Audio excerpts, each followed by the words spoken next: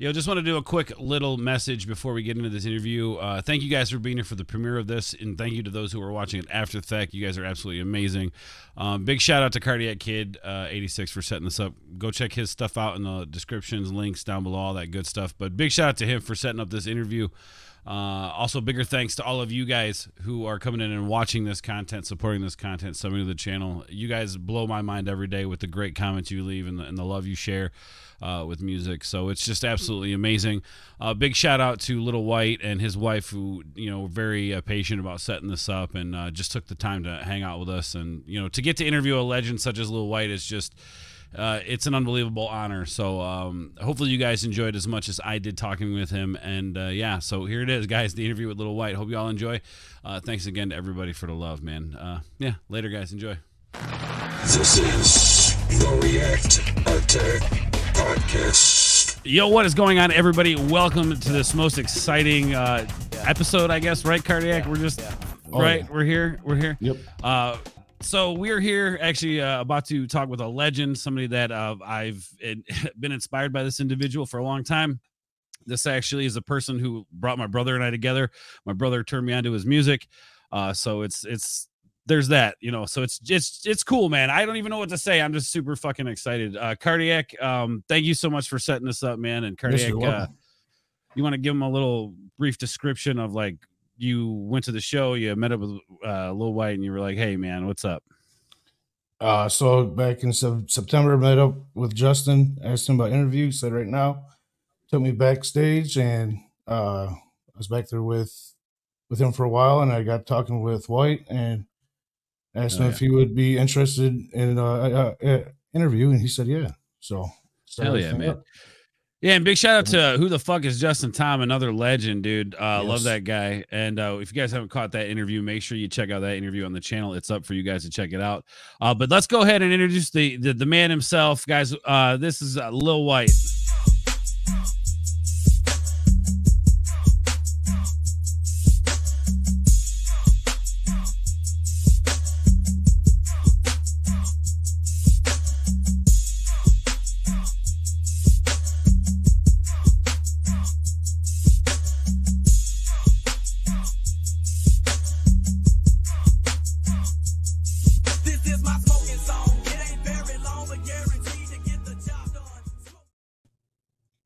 Hell yeah, man. That was pretty Hell dope. yeah. That was pretty dope. Yeah. I try to so we had Kalani on the beat, who is the producer on Ryan Upchurch's latest album. We had him on the show, did a cool little interview or intro for him, and then the artist T2 that was featured on that album, Blue Jeans, we had him on, did a cool little intro. I like to do little intros for the people that we have on. So my dude Lil Wyte, in like, this is insane. We get to hang out with you, talk with you about what you got going on and everything. And how are you doing, first of all, man? I'm 4 months sober, no alcohol, man. I feel great. Hell yeah. And congratulations on that, dude. 4 months, man. And I ain't gonna lie to you. I knew I could do it. You know what I'm saying? It was just like really sticking with it and actually, doing it. But I mean, I've got an ankle monitor on my ankle right now that says if I even think about drinking, I'll be doing some time in a on concrete beach and on vacation. But like, I mean, just being honest, like, it's kind of wild how it happened, because like, it was one of those everything happens for a reason kind of things. Like, right. Just got in trouble. You know what I'm saying? Court basically gave me didn't really give me an ultimatum. She was really wanting to throw my ass in jail for a year. And I was just like, look, man, like, a year in jail ain't gonna do nothing but make me get out and be wilder than I already am. I was like, let me go to rehab. let me go to, like, I was dead serious. Being straight honest with her. I was like, look, I've been drinking. I've been drinking since I was like 16 years old. I'm 41 years old now. Like, come on, man, that's qualifies for some help. You know what I mean? Like, well, for sure, man. And I actually went to rehab, and she let me go to rehab. It was actually pretty dope. But I mean, I went in there with a focus. I mean, like an open mind, and I was very focused on what I wanted to do. And what I wanted to do was shake that alcohol, man. Like, I could smoke trees all day. I could do anything. I mean, dude, like, that alcohol just had a hold of me, man. You know what I'm saying? It For was just, sure. I mean, it's had a hold of me for a long time. And it's one of those things. It's like I kept blaming certain situations on, you know, reasons why I was an alcoholic and all these other excuses that, you know, that everybody does, you know, Like not taking accountability for where you were at. yeah, not at all, not at all, not at oh, so and so died, time to get drunk. You know what I'm saying? Like you Yep. know, like even one of the most recent was when Gangsta Boo died. You know, I got plastered, man, and Oh, I I had bet. an ankle monitor on, so that it was Yeah. just looking back at it, thinking about it, what you know, a little more focused right now than I've been in a long time. It was very selfish of me because I knew that the judge was gonna know about. You know what I'm saying? I knew that I was gonna get in some trouble, Right. and I didn't care. And I think that was one thing that you know, the rehabs. You know, shout out to Cumberland Heights because it's one of them programs that makes you realize, like, yo, you got people at home that care about you, and you're fucking shit up, and you got to go back home to that once you get, you know, once you go through this program, you got to go back home to For sure. that shit show you created, you know? Yeah. And it's Yeah. I mean, you're right. Yeah. You're going right back into like reality essentially. right. Right. And it's one of those things where I was just, you know, shit, I went full force, you know what I'm saying? I Well, didn't. let me ask you this, man. Let me ask you this. Leading up to that, like, had you been wanting to like kick alcohol for a while, or was this something that you like suddenly realized, like you hit the wall and was like, all right, I can't do this no more? Pretty much. So I had been wanting to, you know, kick it completely. I knew I had a problem with alcohol for, you know, any alcoholic knows they got a problem. They've known they've had a problem. Right. Yeah. I was one of the people that couldn't just have a drink, man. We drink to get Nope. fucking drunk. You know what I'm saying? Like Right. that fucking inner redneck come out of me, dude, and I'm ready to fucking go balls to the wall. I'm talking about bring on the moonshine. I want people watching us to know that like if you're like just seeing who Lil Wyte is and you're looking at his music right now, what he says in his lyrics, that was his life. He lived that. Like I just want everybody to know. It was a constant party, man. Like it was, you know, like I signed a 3-6 Mafia when I was 17. So it was just that young. Whoa. yeah, I was still in high school. Um Shit. I remember calling Paul and Juicy the night of my graduation. Was like, I got my cap and gown, or I mean, I got my my diploma or whatever. And Paul was like, let's go. Because it was funny. I had to get my parents to sign my contract because I was so young. So it was just damn. and you gotta think Paul and Juicy were young too, you know. So I mean, you know, 3-6 Mafia really got popping when they barely were old enough to drink. Like, you know, Right.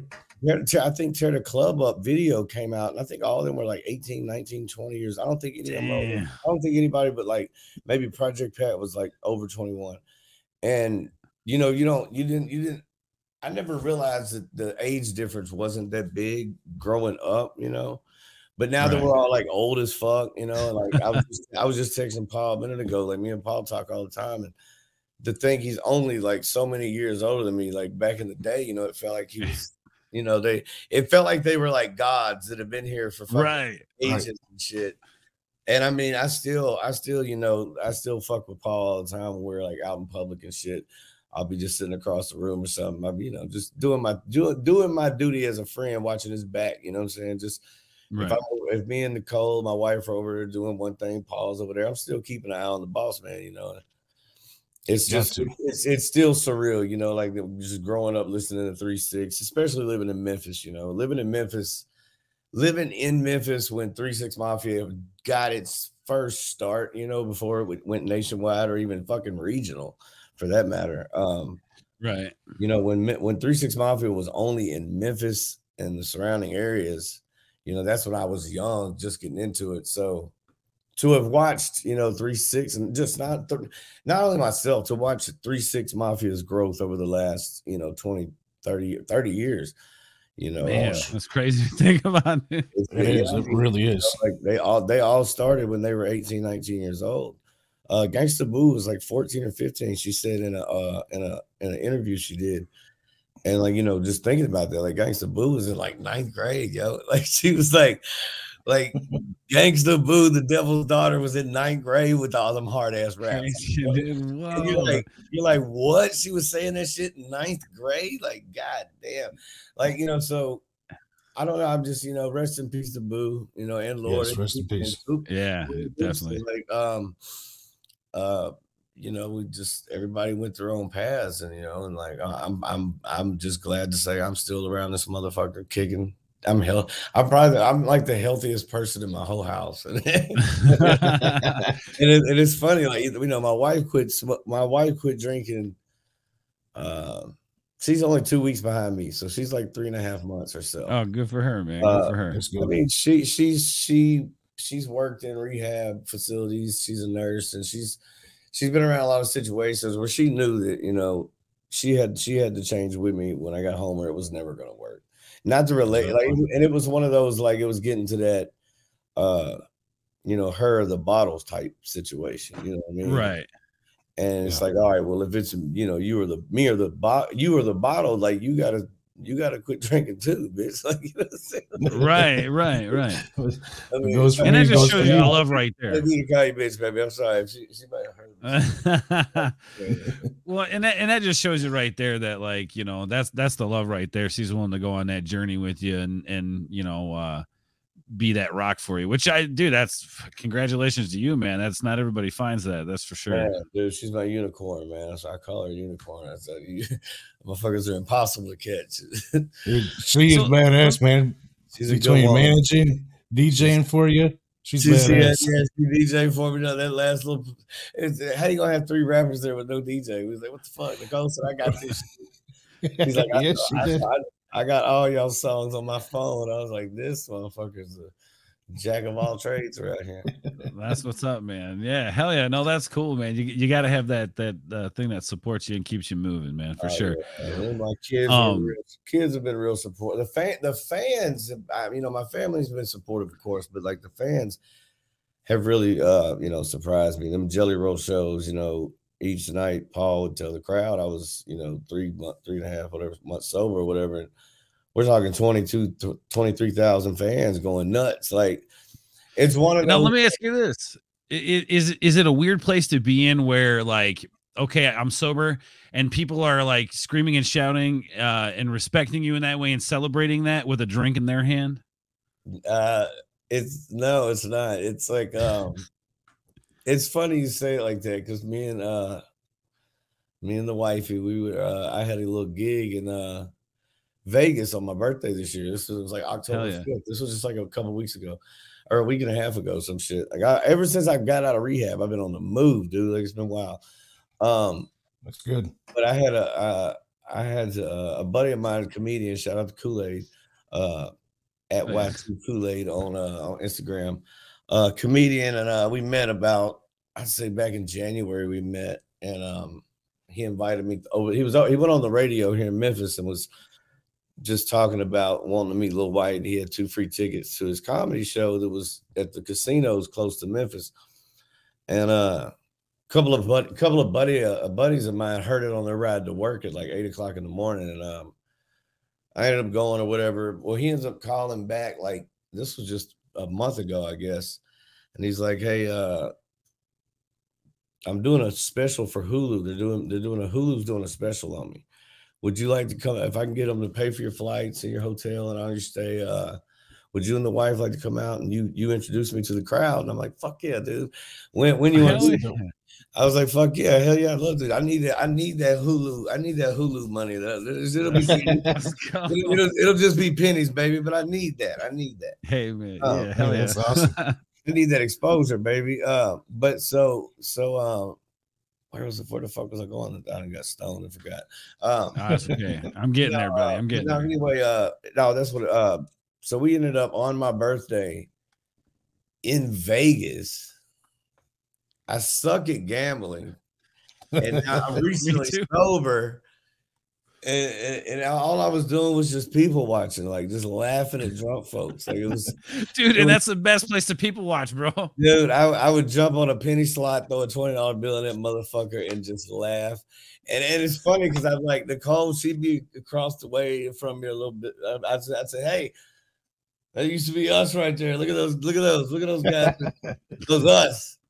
You know what I'm saying? So it's been one of them things I've been able to laugh about it, you know, because You ever see anybody passed out at the machine? oh, there was a few of them. Hell yeah, there was a few. Yeah, it's just sitting there. Oh, then Yeah. they had us staying on the old side of Vegas. We were staying at the Strat. Oh, Fremont, Yeah, right? we saw some things over there. I didn't know dude. I didn't know there was like a fucking mole, what is it, the underground mole, the mole city or whatever. Like, Yeah. you heard about this shit? Yeah, hell yeah, man. I don't know how how did I not know about this? Like, It's wild, isn't it?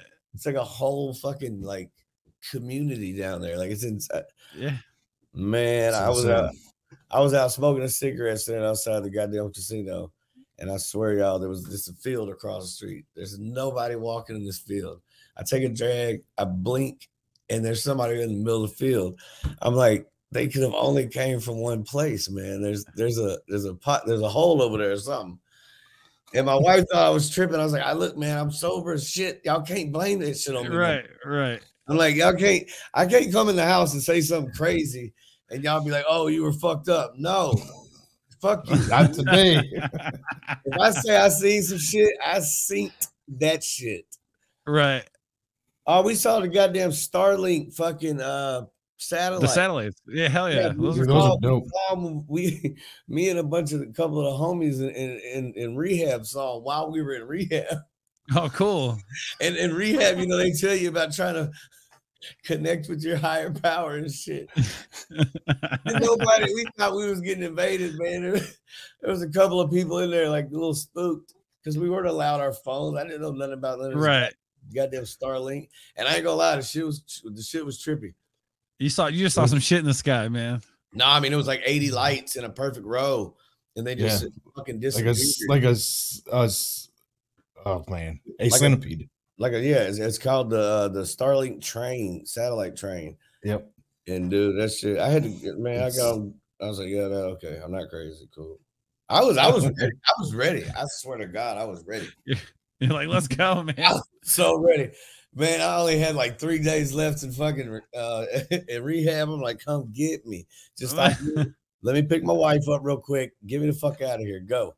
Yes. You thought they was coming to take you and shit, bro.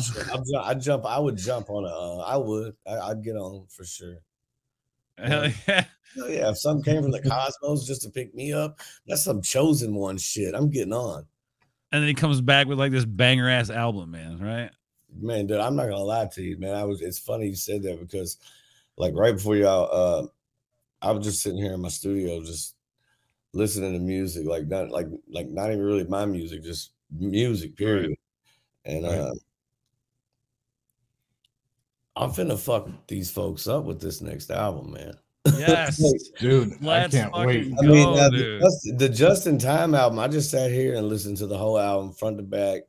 You know what I'm saying? I've listened to it like I've listened to it in a car with a regular stereo in it. I've listened to it, of course, in the studio, and then that's what you got to do. And then my Cadillac's got, you know, competition subs in that motherfucker. Hell yeah! So like, and I've, you know, and this bitch is beaten. Like me and Just in Time's album is gonna go to. We got one of the hardest albums that I'll say is gonna drop this year when it comes to just sticking to our roots on some like hell yeah. It's like I'd call it man, I don't even know what to call this shit. It's not like country rap. It's like I don't know, man. I think we just both something new. We both stuck to what we knew and just kind of went with it. And I mean, there's a little something for everybody on this album too. I'm really excited about that part. I mean, so it is coming out this year or next year?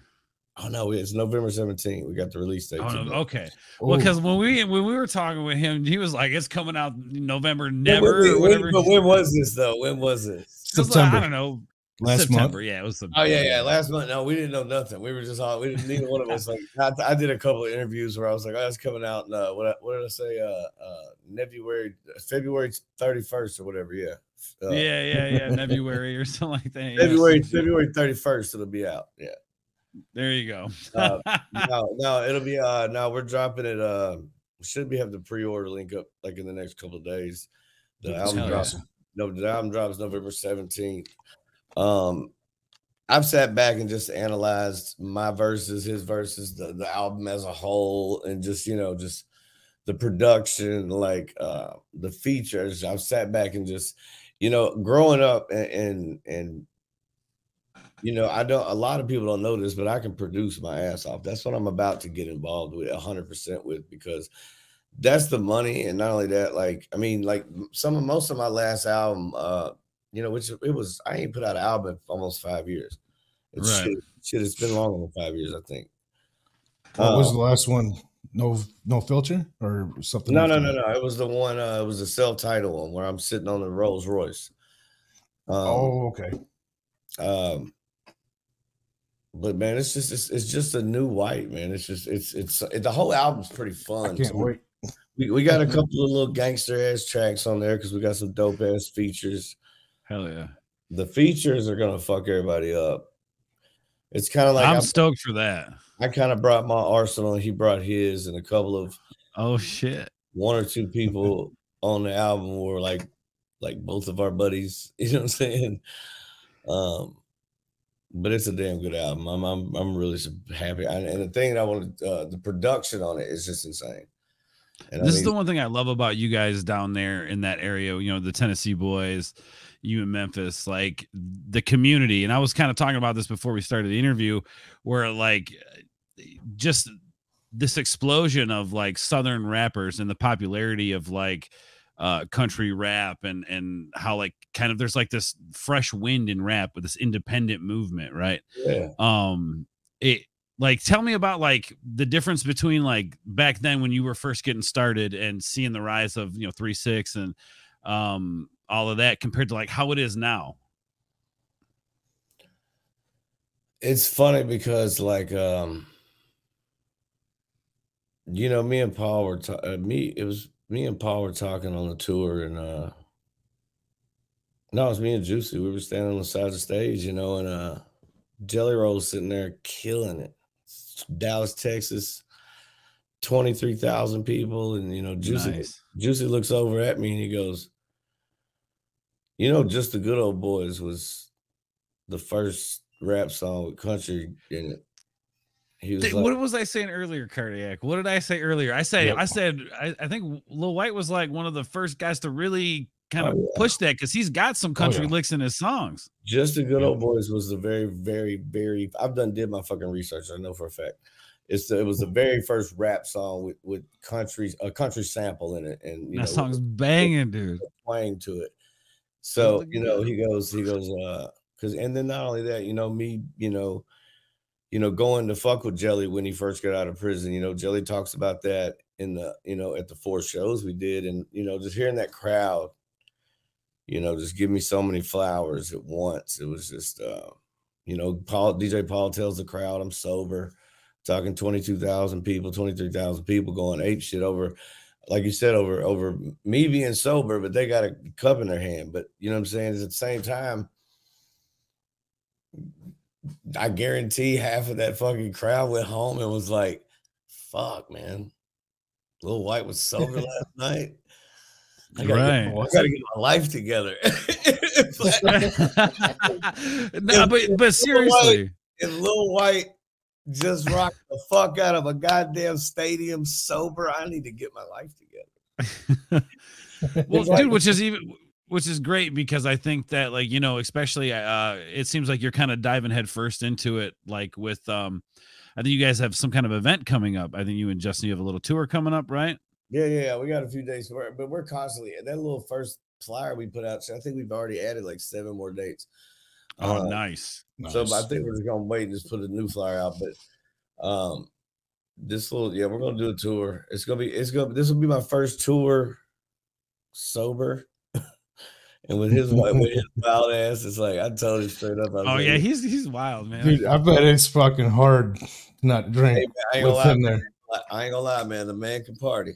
The boy can. The boy can.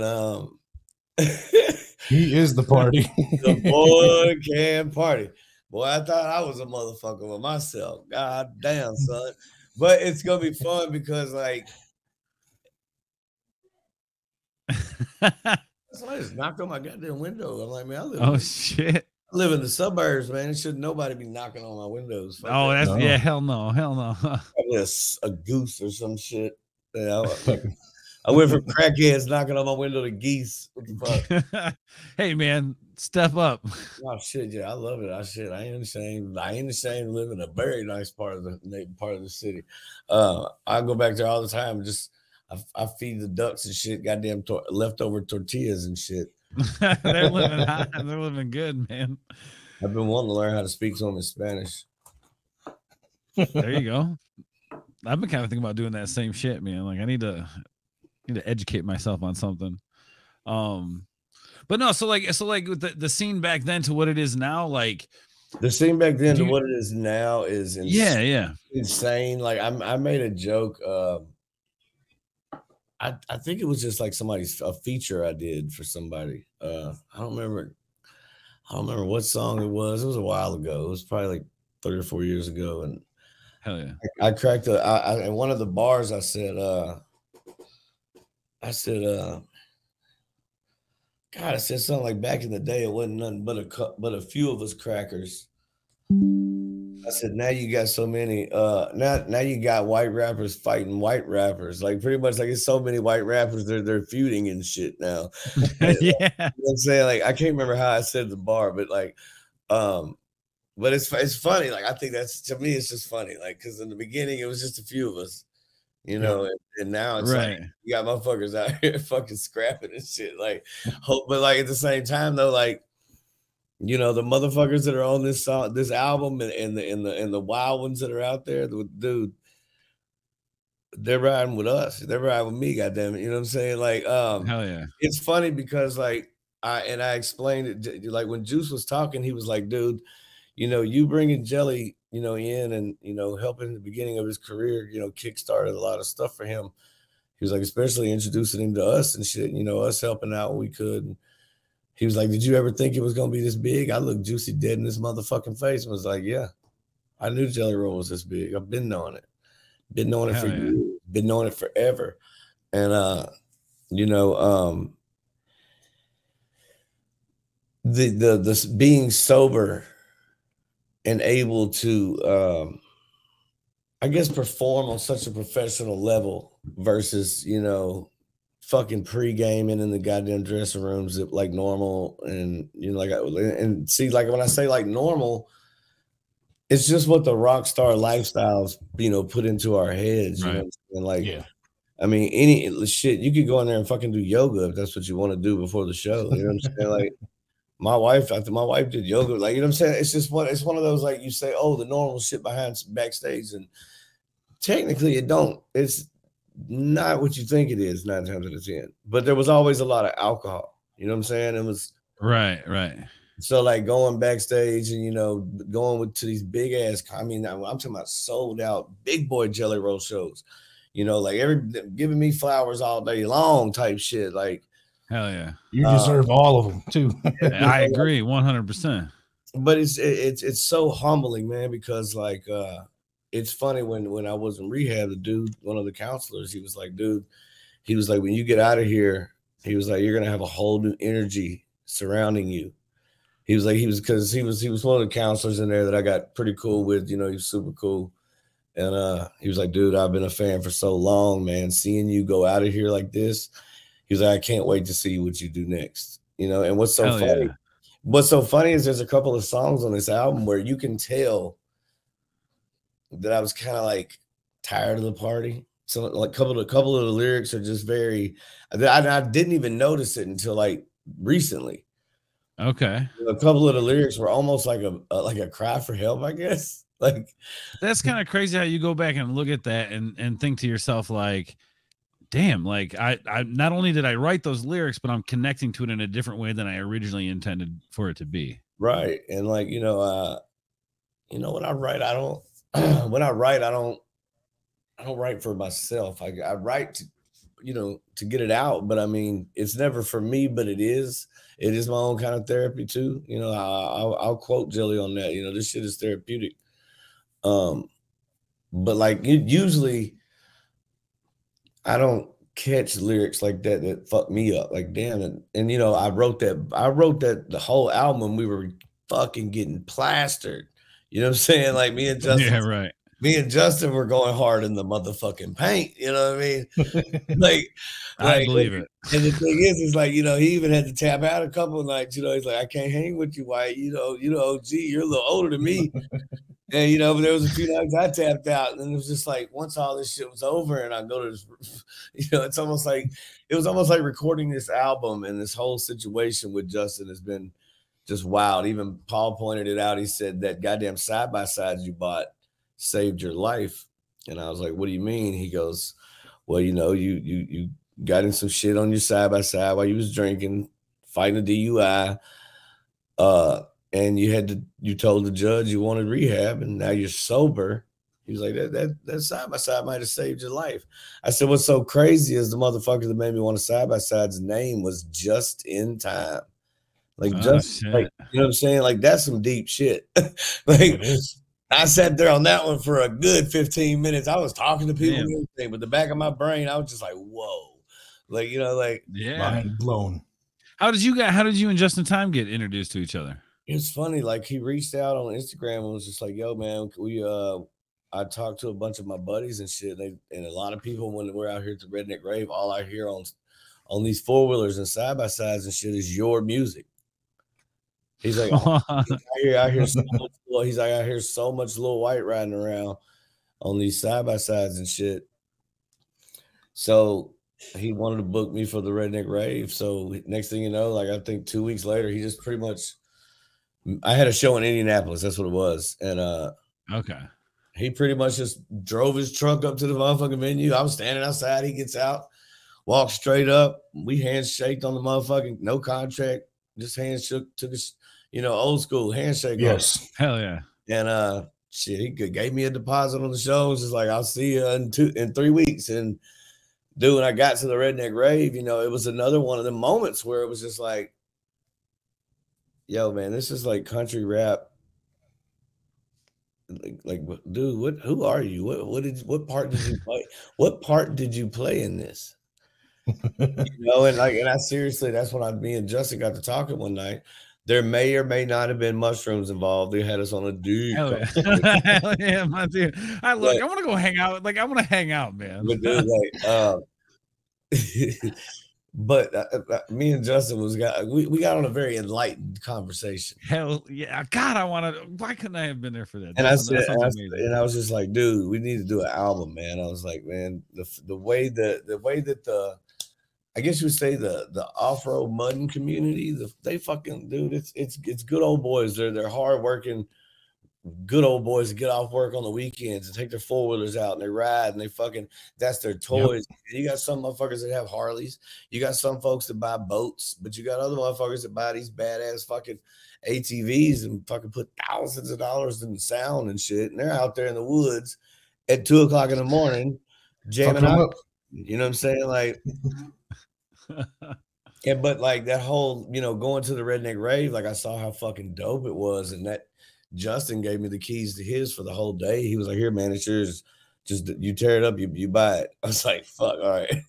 So I just love that trail shit. I mean, I grew up in the hood, but you know, I've said that in every interview. My God family's always lived out in the country. You know, they're sitting on like 100 acres. Cool. And every summer, you know, that's where I would be. Like, so my life was so like half hood, half country, all my life, like my entire from shit. My godfather moved to that property when I think we were like 6 years old, me and my godbrother, and we're the same age. So, you know, I would go out there every Sunday, and like the song Just the Good Old Boys is wrote about that farm that I used to kick it at. That's awesome. Which I still go out there to this day. It's my godfather's property. Like he's actually renovating the whole fucking house because it was built in he built it in the like, you know, late 80s or whatever. But it's my little piece of zen, pretty much. Go remember my roots, you know, my father, and just a lot of good memories at this house, you know. Nice. You still go out there? Oh yeah, I went out. I had to go out there not too long ago grab the side by side. Hell yeah, I man. mean, we Cool. shot the video to come ride. That was shot on that property. Oh, hell yeah. What's even funnier is we found out we were sitting at my godfather's house probably like I said about 3 years ago on Memorial Day weekend or late. I can't remember if it was Memorial Day or Labor Day. But we was out there barbecuing and just sitting around, you know, this little fucking like kind of outdoor man cave area shit. And he goes, man, he had been trying to figure out. He found a sign that was off in the woods, back of the woods or something. It said Thunder Hill Ranch, Thunder Hill Ranch. So he like he's looking around everywhere, and nobody knows about this sign. And come to find out, this one old guy apparently said that fucking Waylon Jennings and Willie Nelson used to own this exact same property. Whoa. Back in the fucking like early 70s, mid 70s. And they were like growing weed and allegedly growing weed, counterfeiting money, fucking moonshine, you name it. Hell yeah. Some outlaw shit. What's so wild is when me and my godbrother were growing up, we were literally, you know, we were like 12 when we first started smoking weed and shit, because our parents smoked weed and they'd leave fat ass roaches out, and you know, we grab roaches and sneak off to the woods. And I'll never forget one day, me and my godbrother, we were out one summer, we were out just, you know, roaming the woods, and we went over some like a barbed wire fence, and dude, like it's like 40 fucking marijuana plants just growing. That's what's up. I was gonna say, man, if they're growing out there, you'll know, because it grows, man. They were growing wild for like fucking 40 years, bro. Like that's insane. It had to have been the mid 70s, and this was like the early 90s. So like, you know, I think we were 12. I'm born in 82. So yeah, it was like 94. It was right around the time Mystic Styles came out, so we thought we was the shit. Like we went and tear down all these buds. We didn't know what we were doing. We had a High Times magazine. You know what I'm saying? We're like 13, 14 years old, with sitting on like fucking 20 pounds. You know what I mean? Like looking back on it, we had about 20, 30 pounds. And like, had we known what we were doing, I wonder if that shit's still over there. We never tore it down. I'm sure it's still growing there. But I mean, that's one thing. Then we found a fucking mason jar way the fuck out on the property, like buried under some dirt. Like, you know, like probably somebody out there deer hunting a long time ago, you know, leave a mason jar. Like it was just little clues and shit, you know? Yeah. And then it's wild because I write the fucking song Just the Good Old Boys 20 years later about this farm. And I had a Waylon Jennings sample and had no fucking clue that he used to own that. That's fucking crazy, man. That's insane. It seems like a lot of that shit happens down there with you Southern boys, man. All this crazy deep lore stuff, man. It's wild, man. Like me and my godfather and my whole God family. It's like my dad's best friend's whole family.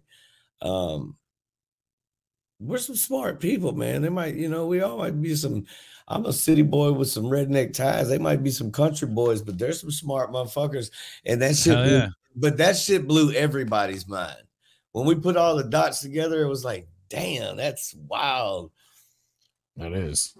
And if I ever meet Willie, God, I hope I get to. And see, that's why I'm so.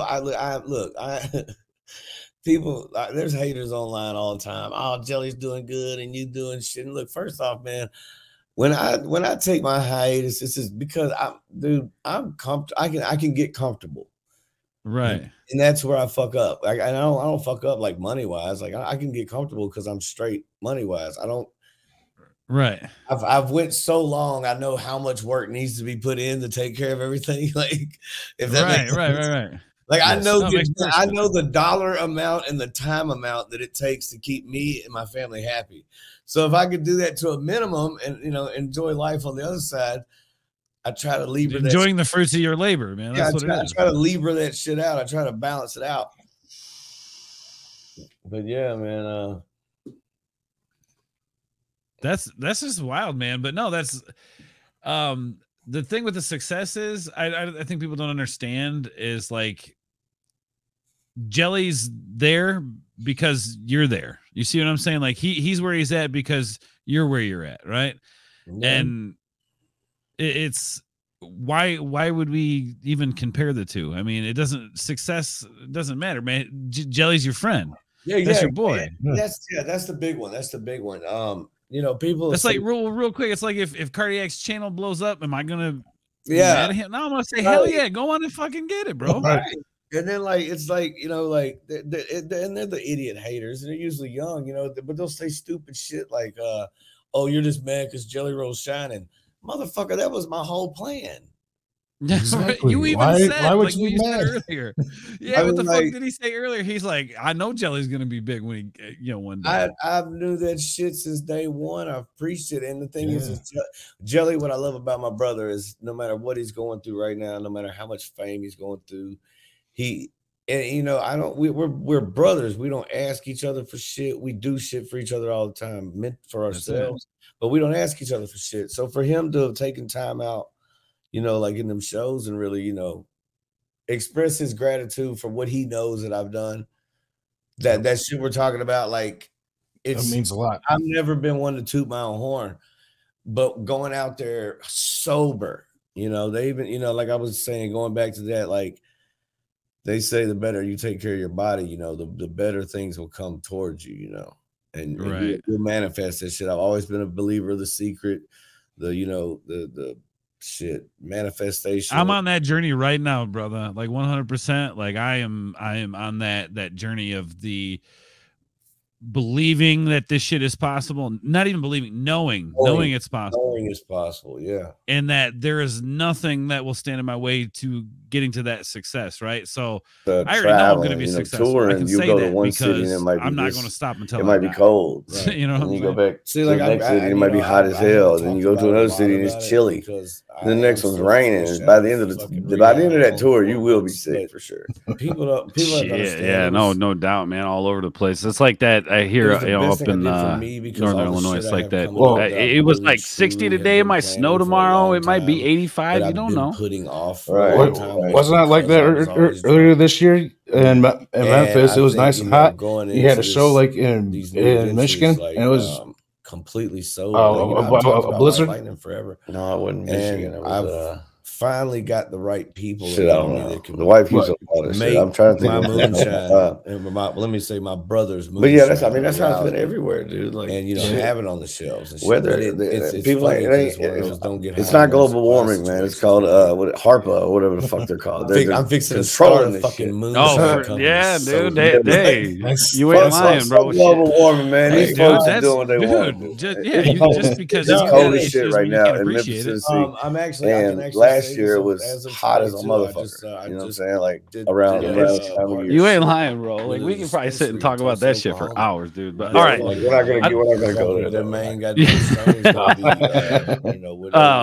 we should sometime if you ever want to talk that much about me. Like if people really knew how I felt about a lot of shit, like, damn, why something? You call it White Widow, but spell it. No. See, I think people don't realize you're just being real. You're not a dick. You're just being real. Motherfuckers can't handle the truth. Amazing what you could do, just swapping some letters. All right, cool. I don't want to take it. These were the calls came in. No, brilliant. Like I mean, like I've got some hybrids. I got a white raspberry mix. Hell yeah.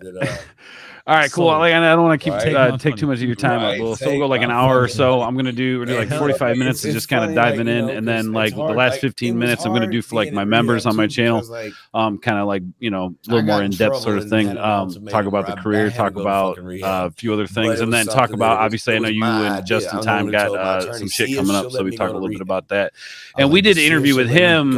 I think it was that first show that not this last show, the show before that at Zarate, right? Yeah, that's right. So, dude, hell yeah, that's awesome. All right, so here's what I'm gonna do. I'm gonna bring you back. I got a little intro. I'm gonna play for you. Zarate shop. Hell yeah, dude! I didn't even mean to do that. It was funny too because I told that's awesome. That's dope. That's dope. All right, so I'm gonna put you in the back room real quick. I got a little intro. I'm gonna play for you. We'll bring you in and then we'll just start it all. You know what I'm saying? All right, here we go. A lot of them were like wives that were just me or the bottle. Some serious situations. Most of them were like business owners, little country boys. Okay. We got businesses and they just sit back fucking like a fat Mac and just kicking it and drinking all day. And their wife, and then there was a couple of them, that were in there that their jobs got them into rehab because they needed, you know, they were valued employees, and they were like, look, we'll get you help. Your insurance will cover it. So it was a lot of, you know, I was in a very nice facility where it was, I mean, Cumberland Heights, I think, is the #3 facility in the United States. Oh, nice. Okay. I told the judge and my wife, I was like, if I'm going to go somewhere, I want to go somewhere where I'll actually learn and progress. And I want to, I progress, and I want to know their success rate. You know what I'm saying? Like, yes, right. And you know, just as soon as I walked through the doors, they were super cool. And then about a week into it, word spread that Lil Wyte was there, and like, because I was keeping a low profile. I wasn't drawing no attention. I cracked a joke that I left my ego at the fucking front gate. You know, I was like, look, my name is Patrick. Okay. I mean, Lil Wyte's outside. He's at a show in Wisconsin right now. Right. I was like, man, my name is Patrick while I'm in this motherfucker. And, you know, I was like, of course I didn't mind, you know, fans in there. But, you know, at first I was kind of dreading it. And then I get in there and it's like everybody's fucking fans because they're in there on Oxycontin, Xanax bars, Percocets, and Lortez. I quoted that song earlier today. It's funny because like, you know, I mean, it was not funny. It's just, you know, here I am, you know, dreading going into this place, not knowing what to expect. And, you know, of course, there was a lot of people coming down off fentanyl, which was sad as fuck. I actually got to witness.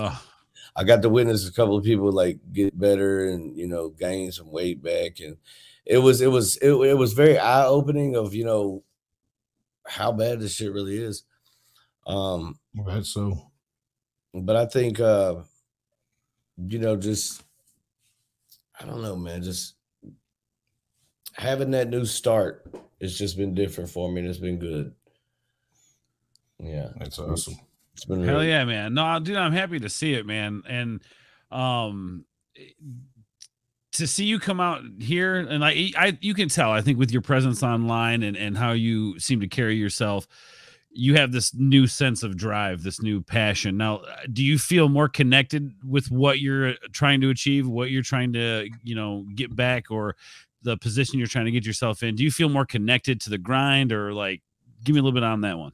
I feel like no matter what's faced, they're, you know, thrown at me, I think I can tackle it. Just because I've got so many things I'm working on right now. Like I said, with the moonshine, with the couple of different strains, the dispensary, still doing music, fixing to do this tour with Justin. Hell yeah. It actually, I don't know, man. This is I would say the most, like Nicole, she always jokes and says I'm ADD as fuck because I can't focus on shit. Same, brother. Same. I mean, but the thing is, I know I am. But here lately, like, if I do one thing I can focus on it, I'm done. Like, it don't even. It's weird how taking that alcohol out of my body and that mind frame of just, I don't know. It's hard to explain, man. It really is. Well, that's good, man. No, I mean, like, I can even just tell in the way that you talk about it is the passion you have for your sobriety. Now, I grew up around the program. Like my mother was in NA and grew up around AA folks and stuff, you know. So I always encourage people to do that sort of thing, man. Yeah. To, you know, like I think you even said earlier, I think I caught an interview, or there was something that might have been a Chad Arms interview where you were saying, like, don't be afraid to get help, man. Yeah, no, don't. Like, it don't make you less of a man. It makes you, if anything, more of a man. Like, if you're getting help, even if you're getting help for all the wrong reasons, like if you got some whiny ass fucking female that might not be in your life next month, you're too drunk. If you want this pussy, you know what I'm saying? If you, yeah, I feel you. Yeah, just go for it, man. Like, I think we all, like, and I just told this to a buddy of mine at work. He was changing my oil at Jiffy Lube, and I said, man, we all used to crack jokes to see how high we could get and see how drunk we could get. I said, motherfucker, I'm trying to see I'm trying to see how sober I can get. Nice. Like, you know, I told the counselors in there when I was in there, I was like, look, man, I'm gonna smoke weed when I get out. I was like, you know, I've never smoked a joint and cussed my wife out. Right. You know what I'm saying? I've never smoked a joint and fucking roasted my kids for no reason. Like, you know, I have on alcohol, you know, the alcohol, right. It's a different thing. And I told him, I was like, look, yeah, cleanse me, baby, cleanse, get rid of all of it, you know, but when I get, you know, get done and full said and done, I'm going to completely quit drinking and I will continue to smoke.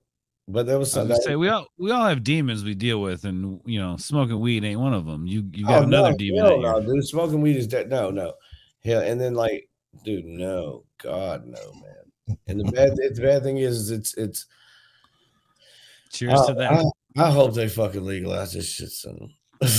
Like it would be nice. Make a hell of a lot cheaper. Tennessee will be last, man. I know it. I guarantee it. Tennessee will be last just because I live here. Yeah, and that's just the universe right there. Yeah, White's waiting on legal weed. No, he's got to drive over state lines to get that, buddy. Well, you ever come through Illinois, man, there'll always be weed here for you. That's for sure. Yeah, I know. I know that. But no, so with the sobriety, man, if there's people out there maybe struggling, I think this is kind of important to talk about. Is advice, if either maybe like from your wife's perspective of dealing with somebody who is an alcoholic or a family member, or if you yourself are, like, where can people start? Like, what advice would you have for just getting to the point of I need help?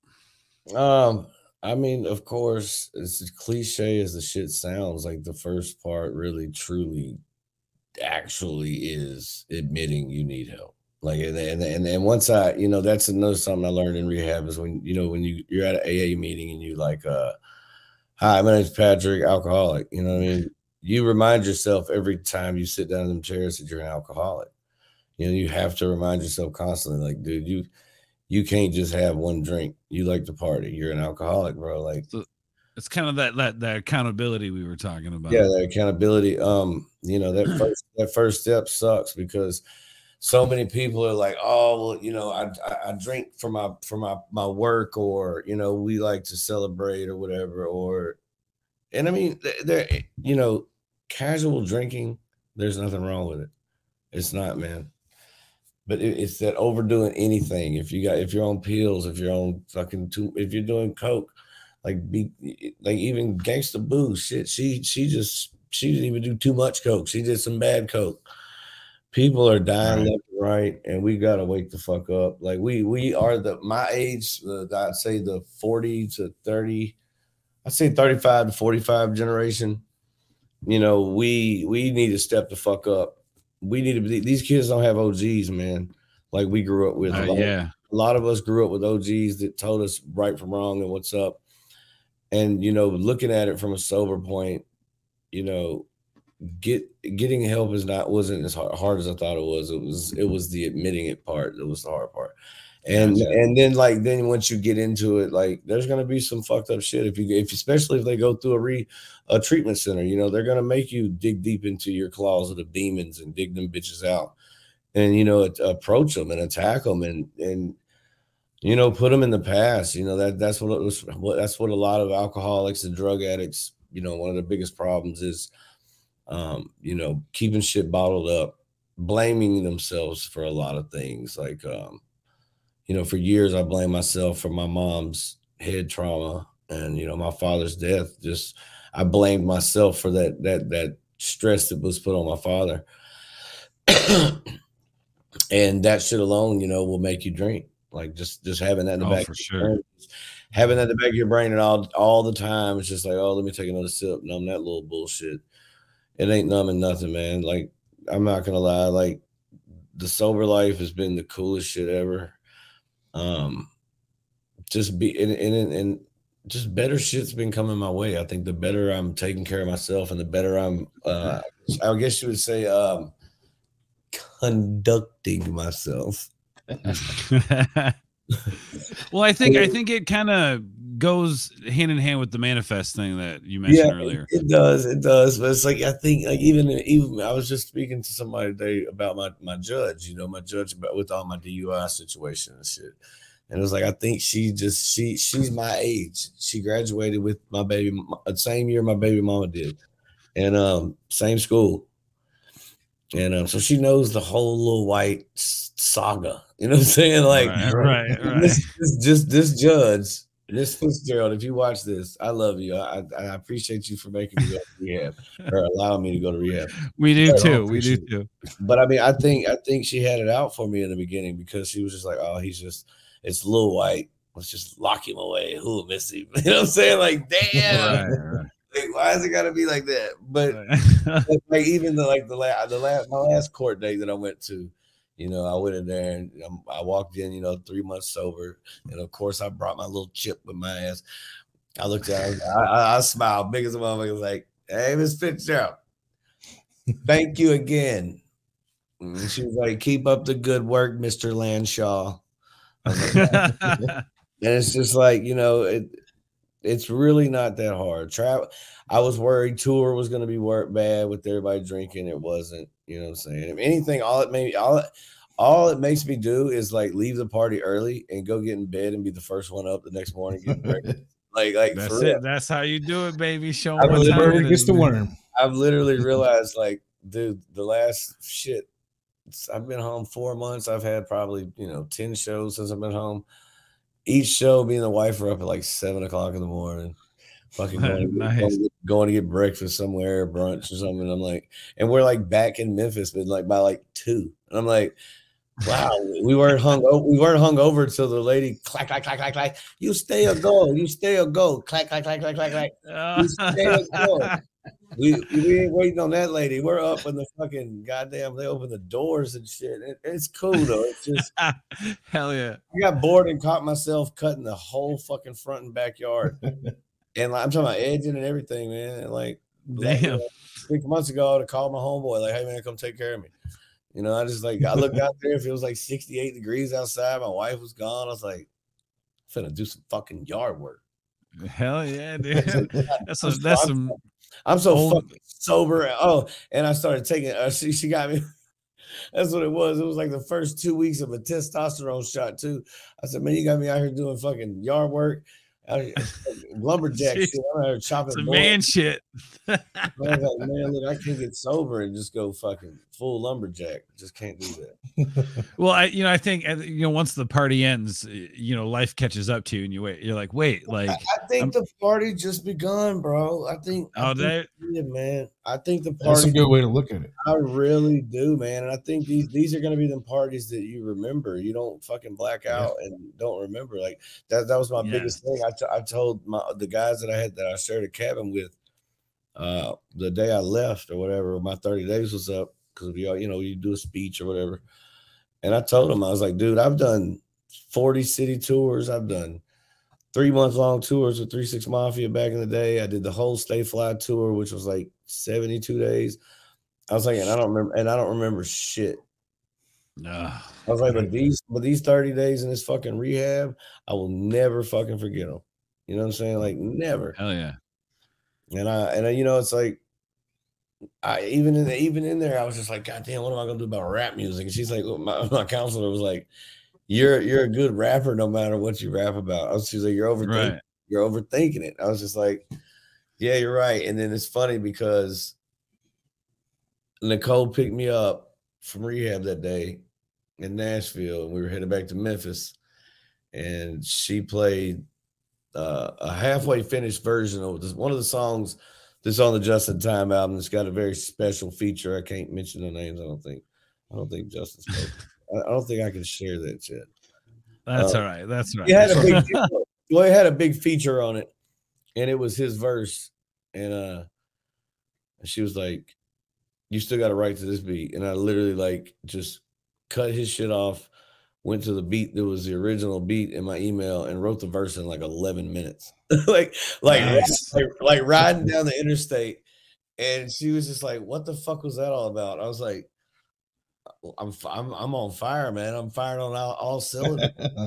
When the moment hits, it hits, man. Yeah, man. And I think between, and it's not just the music, I think I'm gonna have some really good music coming out soon, coming out of me soon, Just whenever I hit the lab next, and it's not going to be no drastic fucking change where everybody's like, oh, no, fuck y'all. I'm not doing all that shit. You'll hear a little bit more positivity in my shit, man. That's all. Just well, I want to thank you for flipping that around on me, because you're right. The positive, the way to look at it is the party's not over. The party is just beginning. So I appreciate that. Man. Now I'm the fucking host of the party. Everybody come on in. Shit. And the funny thing is this Just in Time Lil Wyte album is literally that last party album. You know what I'm saying? Like, hell yeah. There was a lot of fun stuff went on. I'm not gonna incriminate anybody. No. We'll just you gotta have one final hurrah, right? Yeah, right. That's kind of what it was too, you know. And you know, and I still cracked a joke. And he came around just in time because, dude, he was just in time right before the sobriety. Man, like I don't know. And I'm a deep thinker. I'm a very intelligent man, dude. I'm a very smart person. I wouldn't have made it this far as the only white rapper in Memphis for the last 20 goddamn years if I didn't have a little bit of sense. You know what I'm saying? I agree, man. No, I agree. You've done well for yourself, man, and that's awesome. Shit, I just got a fucking mural on a goddamn wall downtown Memphis, baby. I seen that. Let's go. Hell yeah, dude. Congratulations. That bitch is about 25 foot tall too. I was just like, damn. We'll have to come down there. I'm supposed to go down to Ashland City at some point this year, hang out with Upchurch. He invited me to come down and hang out with him for a little bit. So maybe I'll bop over and get a picture in front of the wall. Yeah, you can come on, shit. Give me the heads up, shit. We can kick it with me all day in Memphis too. Yeah. Let's fucking go, dude. That'd be dope. Hell yeah, cool as fuck, man. Nah, dude, it's cool to see that, man. And again, like the positivity from it and that last hurrah. Now, like, I guess you can maybe equate it to like the page turned into a new chapter, right? I'm finna smoke a cigarette. Y'all don't mind, do you? I don't mind at all, man. I'm gonna fucking hit this bowl. Hey, y'all don't mind secondhand smoke? No, don't mind, man. Nah, bro. I used to smoke Marlboro 27s like they were going out of style, man. Some little fat short ones, ain't it? Yeah. No, it's like the gold and white box. Yeah. I used to smoke the shit out of Newport Menthol 100s. I can't do that no more, man. There you go, right there. Yeah. Yep. I bought a pack of Cools once, got sick, and I never smoked a menthol after that, man. Never. Hey, and they stopped selling menthol in California. In California, you'll get a green box Newports and it says non-menthol on them. And they taste like it tastes like a Pall Mall fucking. No, they're gross, bro. I remember buying cartons of Pall Malls back in the day because they was cheap as fuck, bro. Hell yeah. And then we roll our own too, right? But we smoke them just as quick as we roll them. So that never worked out well for us. I didn't start smoking cigarettes until I had my second kid. And I was just like, somebody give me a fucking cigarette. That'll do it, Bubba. That'll do it, man. Sorry, dude. Truth. Man. All right. So we'll start to wrap this up, but I got some questions about like, are you doing anything in the way of charity? Because I think Cardiac, you mentioned something about the event that's right. Yes, that's coming up this Saturday, right? Oh yeah. Actually, thinking about popping in on that show. It's only like 2.5 hours from Abingdon here. Yeah, that's my it's my makeup show for my viral moment I had not too long ago. Explain that. Now you got to tell us, man. If you want to enjoy the rest of this content, click the members button on this channel. Thank you for joining us.